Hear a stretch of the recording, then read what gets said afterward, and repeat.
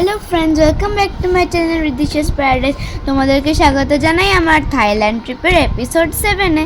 আচ্ছা, তোমাদেরকে কিন্তু প্রথমে বলে রাখি, আজকে 23 মে, মানে আমার বোনের জন্মদিন। আজকে জানো তো, আমার একটা জিনিস এখানে খুব ভাল লাগে যে এই 83rd ফ্লোরে যে ব্রেকফাস্টের জায়গাটা আছে, এটা হচ্ছে সবচেয়ে বেস্ট। কারণ ব্রেকফাস্ট করার সাথে সাথে যে এত আমরা ভালো ভিউ পাই, কী আর বলবো। তো আজকে আমাদের প্ল্যান হচ্ছে আমরা সাফারি ওয়ার্ল্ডে যাব। আমরা যেহেতু প্রত্যুনম এরিয়াতে ছিলাম, তাই জন্যে আমাদের শুধু 1 ঘন্টা লেগেছিল যেতে। এই প্রত্যুনম এরিয়া থেকে সাফারি ওয়ার্ল্ড হলো 30 কিলোমিটার। আমি এখানে সাফারি ওয়ার্ল্ড আর মারিন পার্কের টিকিটের প্রাইস বাচ্চাদের আর অ্যাডাল্টসদের অলরেডি ভিডিওতে দেখে নিয়েছি, তোমরা চাইলে পজ করে দেখে নিতে পারো। এই সাফারি ওয়ার্ল্ড আর মারিন পার্ক কিন্তু মানডে করে বন্ধ থাকে, তাই জন্যে ওই হিসাব করেই কিন্তু তোমরা নিজেদের থাইল্যান্ড ট্রিপটা প্ল্যান করো। এই মারিন পার্কে কিন্তু রোজ 7টা করে লাইভ শো পড়ে, তাই জন্যে তোমরা নিজেদের প্রেফারেন্স হিসাবে কিন্তু এই শোগুলো দেখতে পারো। আমরা প্রথমে গেছিলাম ওরাঙ্গুটান শোতে। বিশ্বাস করো, এই ওরাঙ্গুটানদেরকে যে এমনভাবে এরা ট্রেন করেছে, এমন এরা হাসিয়েছে যে আমাদের কি আর বলবো।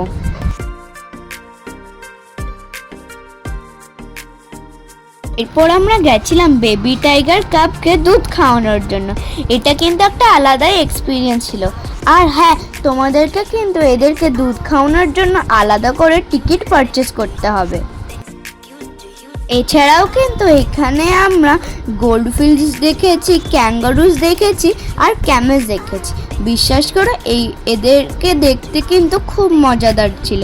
এরপর আমরা গেছিলাম এলিফ্যান্ট শোতে। আর বিশ্বাস করো, এলিফ্যান্ট শোটা যে এত মজাদার ছিল, আর এদেরকেও কিন্তু ভীষণ ভালোভাবে ট্রেন করেছিল, আর পারফরমেন্সটা কিন্তু ভীষণ ভালো ছিল। এলিফ্যান্টগুলোকে ড্রয়িং করতে দেখে আমার কিন্তু বেশ মজা লেগেছিল। আর যখন আমি নিচে নামলাম, দেখি এলিফ্যান্টগুলো ফুটবল খেললো, নাচ করলো, আর তারপর নিজেদের ট্রাঙ্ক দিয়ে সবার গায়ে জল স্প্ল্যাশ করলো। এটা দেখতে কিন্তু আমার বেশ মজা লেগেছে। তোমরা যদি না ভিজতে চাও, তোমাদেরকে কিন্তু এই প্রথম 3টে রো ছাড়া বসতে হবে, কারণ যারা প্রথম 3টে রোতে বসেছিল তারা তো পুরোপুরি ভিজে গেছিলো।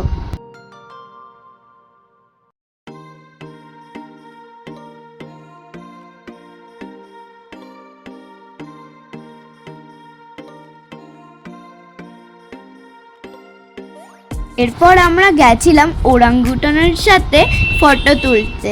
এই ওরাঙ্গুটান কিন্তু খুব কিউট ছিল, আর ফটোগুলোতে এমনভাবে তুলছিল, এদেরকে এমন পোজ দিয়ে করা ছিল যে দেখতে কিন্তু খুব কিউট লাগছিল। আমারটা কিন্তু বেবি ওরাঙ্গুটান ছিল, তাই জন্য এটা বেশি দুষ্টু ছিল না। কিন্তু তোমরা কি জানো, জিয়ার ওরাঙ্গুটানটা যেহেতু বড় ছিল, তাই জন্য এটা খুব দুষ্টু ছিল। ওর চুল টানছিল আর ঘাড়ে উঠে যাচ্ছিল। এই যে দুজন মিলে কিন্তু আমি বলবো মেড ফর ইচ আদার।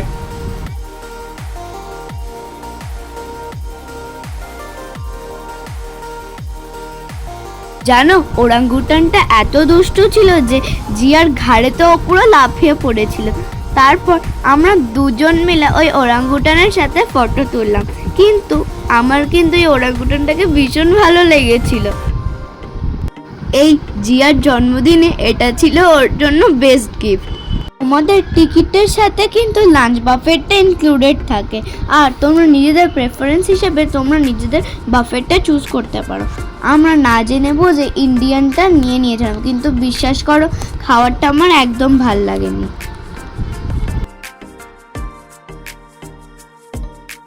এরপর আমরা গেছিলাম ডলফিন শো দেখতে। আচ্ছা হ্যাঁ, এরপরেও কিন্তু আমাদের সি লায়ন শো ছিল, কিন্তু আমাদের ড্রাইভার আঙ্কেল বলেছিল যে 2:30-র মধ্যে বেরিয়ে যেতে, কারণ আমাদের যাওয়ার ছিল সাফারি ওয়ার্ল্ডে।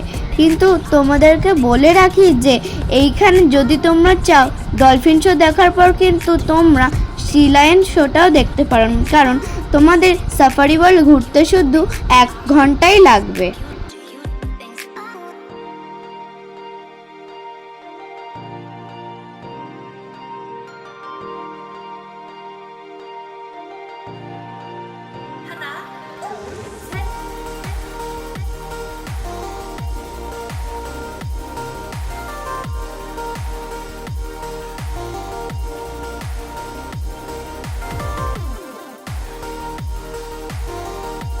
ডলফিন শো দেখার পর কিন্তু আমরা এরপর ডলফিনের সাথে ছবিও তুলেছিলাম। বিশ্বাস করো, এটা কিন্তু একটা আলাদাই এক্সপিরিয়েন্স ছিল।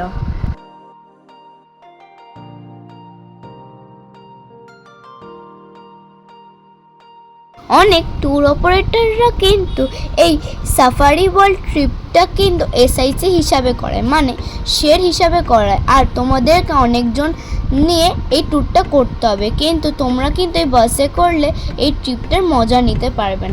আমার প্রেফারেন্স হিসাবে কিন্তু তোমরা যদি এটা একটা প্রাইভেট কারে করো, তোমরা এই মজাটা নিতে পারবে।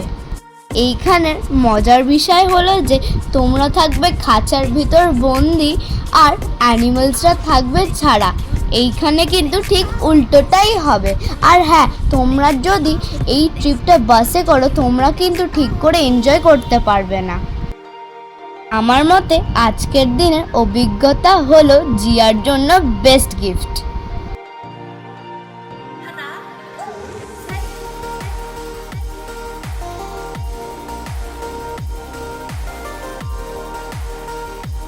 এরপর আমরা হোটেলে এসে ফ্রেশ হয়ে গেছিলাম আমাদের হোটেলের রিভলভিং ডেকে, যেখান থেকে আমরা পেয়েছিলাম ব্যাংকক শহরের 360 ভিউ।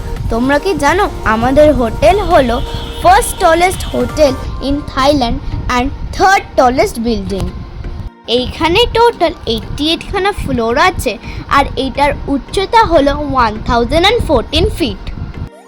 আমাদের রুমটা হলো 73rd ফ্লোরে আর এই ডেকটা ছিল 84th ফ্লোরে। জানো, এখানে একটা মজার বিষয় হলো যে প্রতি বছরে এখানে বায়ক স্কাই রান আপ রেস হয়, যেটা হলো একদম গ্রাউন্ড ফ্লোর থেকে 88 ফ্লোর রান আপ। আর তোমরা কি জানো, এইখানে কিন্তু সবাই একদমই উঠতে পারে না, আর এরা হলো এই প্রতি বছরের উইনার, যারা একদমে উঠতে পেরেছিল এই বায়ক স্কাই হোটেলে। আমি তো দেখে একদম অবাক হয়ে গেছিলাম যে এই মানুষরা যে একবারেই এই বায়ক স্কাই হোটেলে উঠতে পেরেছিল। এখানে আমরা অনেকক্ষণ মজা করে চলে গেছিলাম শপিং করতে। আর যেহেতু আমাদের হোটেলটা একদম সেন্টারে ছিল, তাই জন্যে আমরা যেতে পেরেছিলাম প্যালাডিয়াম মল, প্ল্যাটিনাম মল আর ইন্দিরা স্কয়ার।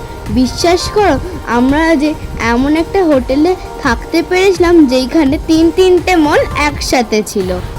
আর তোমরা সবাই জানো, ব্যাংকক হলো শপার্সদের প্যারাডাইস।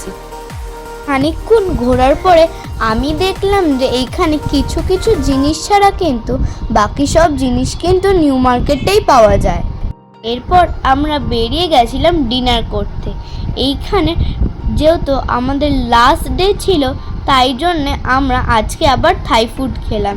কিন্তু সত্যি বলছি, আমরা আবার বাড়ি গিয়ে কিন্তু এই থাই ফুডটাকে ভীষণ মিস করব। আমার এক্সপিরিয়েন্সে বলে যে কোথাও ঘুরতে গেলে ওইখানের লোকাল ফুডই ট্রাই করা উচিত। আচ্ছা থাক, আমি তোমাদেরকে এই নাইট ভিউটা দেখে আমার ভিডিওটা শেষ করছি। আচ্ছা হ্যাঁ, লাইক, সাবস্ক্রাইব আর শেয়ার করতে ভুলবে না। Tata, bye bye, love you all.